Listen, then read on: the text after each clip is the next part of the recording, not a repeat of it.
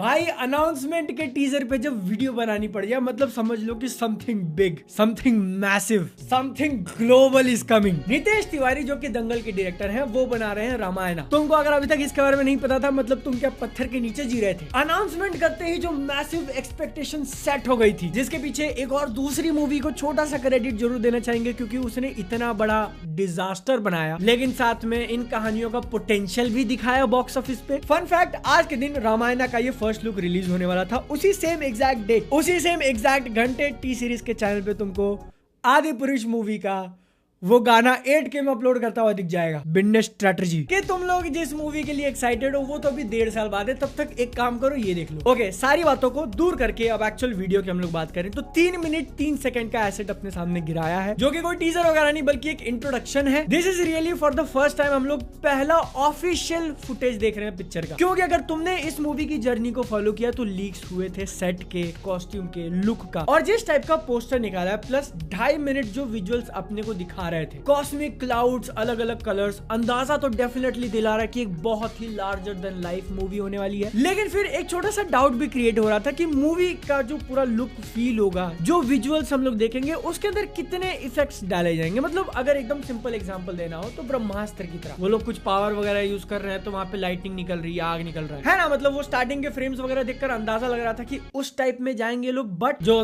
3-4 realistic वाले shots दिखाए उसमें लग नहीं रहा। इट फील्स लाइक कि काफी रियलिज्म को ध्यान में रखते हुए लेके चलेंगे वो लोग। लेकिन bruh, what a way to introduce your movie. तुम शुरुआत करते हो क्रिएशन के एग्जिस्टेंस से। ऐसा नहीं है कि हम लोग जो सबसे पहले इसको देख रहे हैं उनको पता नहीं कि किस बारे में बात हो रही है, ब्रह्मा विष्णु महेश, लेकिन फिर भी एकदम शुरुआत वहां से करना दिखा देता है कि क्या स्टेक्स लेकर चल रहे हो। रामायण की कहानी और उसके एंड में जो तुम लड़ाई देखोगे वो सिर्फ 2 लोगों के बीच में नहीं थी, एक तरीके से पूरी सृष्टि का एग्जिस्टेंस उसके साथ जुड़ा हुआ था। And this is a really good way उसको हिंट करना। अब यहाँ पर बैठ के जब मैं सोच रहा हूँ तो तुम में से कुछ लोगों को डाउट आ सकता है कि भाई मतलब एक स्लाइड शो ही तो था, उसके लिए इतना एक्साइटेड क्यों है। देखो, इसीलिए मूवी की मार्केटिंग काफी ज्यादा इंपॉर्टेंट होती है कि तुम पहला पोस्टर गिराने से लेके पिक्चर रिलीज होने तक क्या लोगों को दिखा रहे हो, क्या एक्सपेक्टेशन सेट कर रहे हो। और यहाँ पर मेकर्स ने मेजॉरिटी अपने को सिर्फ एक टेक्स्ट लिखकर और बैकग्राउंड में म्यूजिक चलाकर ही सुनाया, लेकिन वो इतना ज्यादा इफेक्टिव है। शुरू में धीरे धीरे उन्होंने बिल्ड किया कि ये कहानी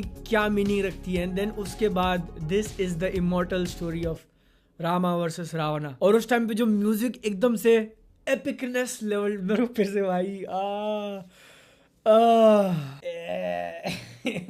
रुको 2 मिनट का पॉज दो। हांस जिमर यू ब्यूटी। हाँ, अगर तुमको नहीं पता तो इसका म्यूजिक हांस जिमर और AR रहमान ने साथ में मिलकर दिया है। व्हाट मेरा रिएक्शन था जब मैंने सबसे पहली बार सुना, and it sounds oh my god. सिर्फ अगर म्यूजिक की बात करें तो it is so epic. Hans Zimmer के कुछ आइकॉनिक ट्रेड्स हम लोग इजीली नोटिस कर सकते हैं कि स्टार्ट में एक सिंगल नोट को ड्रैग करना, ड्रम्स का एक रिदम, और एंड में जो एक फीमेल वॉइस डाली है सिया राम करके। दिस म्यूजिक अलोन इज इसको अब तक की सबसे बड़ी मूवी बनाने के लिए वो फीलिंग दिला देता है, सिर्फ म्यूजिक ही। और उसके साथ में जो विजुअल्स दिखा रहे थे कि रामायणा का ओवरऑल टेक्स्ट है, बट तुम फोकस करोगे तो उसमें पूरी कहानी एनग्रेव करी गई है। जैसे स्टोन के स्कल्पचर्स, मूर्तियां बनी हुई होती हैं किसी कहानी को बताने के लिए, यहाँ पर वो गोल्ड में बना है, जहाँ पर तुम ये पूरे रामायण की कहानी देख रहे हो कि वो लड़ाई हुई, माता सीता थी और बाकी सारी चीजें। नहीं, बाकी सारी चीजें नहीं करेंगे, ध्यान से देखेंगे, क्योंकि एक आइडिया लग सकता है कि इस पूरी कहानी को जो वो लोग 2 पार्ट्स में डिवाइड करने वाले हैं, क्या क्या कवर किया जाएगा। सबसे पहले अपने को राम वर्सेस रावण का दिखाते हैं, जिसके नीचे एक्टर्स का नाम भी है, रणबीर और यश। फिर साई पल्लवी एज सीता, सनी देओल एज हनुमान। जहाँ पर म्यूजिक वाला नाम दिया वहाँ पर लग रहा है कि ये कुंभकर्ण हो सकते हैं। डायरेक्टर नितेश तिवारी का जब नाम आता है तो फिर राम जी ने जो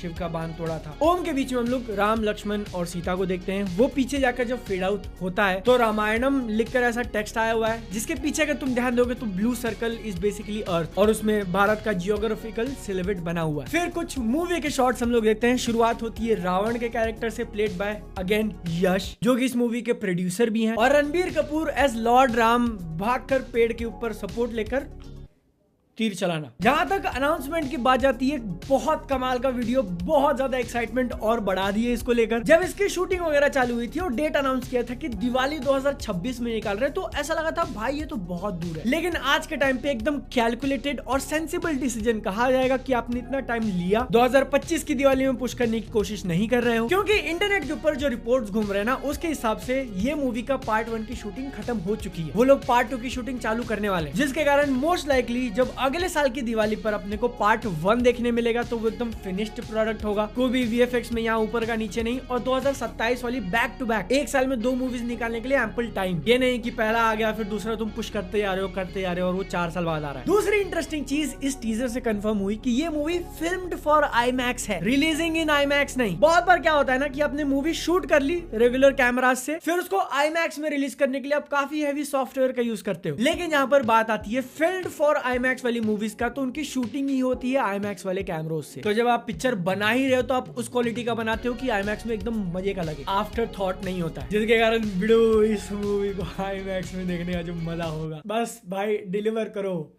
है। क्योंकि जो मैंने इसके इंट्रो शॉट पे इतना फोकस करके बताया ना कि उन्होंने शुरुआत कहां से करी, क्रिएशन इटसेल्फ, वो इसलिए क्योंकि इस मूवी को बनाया ही इस इंटेंशन से है कि रिलीज करेंगे ग्लोबल स्केल पे, अपनी कहानी पूरी दुनिया को दिखाएंगे, जिसके लिए काफी भारी भरकम पैसा लगा हुआ है। और इसीलिए तुम मूवी के नाम के ऊपर डायरेक्टर का नाम नहीं देख रहे, नितेश तिवारी की रामायण नहीं बल्कि नमित मल्होत्रा। डीनेक्स जो नाम तुम इसके पोस्टर और टीजर के अंदर भी देखा कि 8 time Oscar award winning studio, वो वीएफएक्स सीजीआई वाला स्टूडियो, और काफी हेवीली इस मूवी के ऊपर काम किया क्योंकि यही नमित मल्होत्रा उसके सीईओ है, और साथ में जो दूसरी कंपनी है प्राइम फोकस लिमिटेड, उसके फाउंडर। मैं इस चीज के ऊपर इतना फोकस देकर क्यों बात कर रहा हूँ, क्योंकि देखो रामायण की कहानी अपने को बहुत बार बताई गई है, तो तुम रेफरेंस कैसे करते हो कि अच्छा मैं उस रामायण की बात कर रहा हूँ। जैसे रामानंद सागर की रामायण अगर हम लोग कहें तो तुमको वो टीवी सीरियल याद आएगा जो लॉकडाउन में सब लोग देख रहे थे, 1980s 90s वाली, या फिर जापानीज एनिमेटेड रामायण की बात करें तो फिर वो मूवी याद आएगी। उसी तरीके से फील्डिंग सेट हो चुकी है कि अगर ये मूवी बवाल निकलती है, पूरा देश पूरी दुनिया अगर इसके बारे में बात करिए तो कैसे रेफर करेगी, नमित मल्होत्रा की रामायण। और अगर एक्चुअली काम कर जाती तो इमॉर्टल हो जाएगा भाई। This is quite literally the biggest motion picture ever made in India. कहानी से लेकर पैसा इन्वेस्ट करना, अपना कास्ट एंड क्रू, सारी चीजें फेवर में, बस एक चीज नेल डाउन करनी है, विजन। रामायण की टाइमलेस कहानी को आप कैसे स्क्रीन पे दिखा रहे हो, और अगर वो हो गया तो दिवाली 2026 में क्या होगा, दिवाली 2027 में क्या होगा। बहुत ईजी है कहना कि सारे रिकॉर्ड्स टूटने वाले हैं इंडियन मूवीज के, लेकिन इंडियन मूवीज तो इसका कॉम्पिटिशन ही नहीं है। ग्लोबल मूवी के हिसाब से जो इसको मार्केट किया जा रहा है ना, अगर वो सक्सेस होता है तो बिडू मैं कुछ नहीं कहना चाहता, जिंक्स नहीं करेंगे। तुम्हारा ओपिनियन डेफिनेटली शेयर करना। मेरा अगर ओपिनियन अच्छा लगा तो वीडियो को लाइक, टाटा बाय बाय।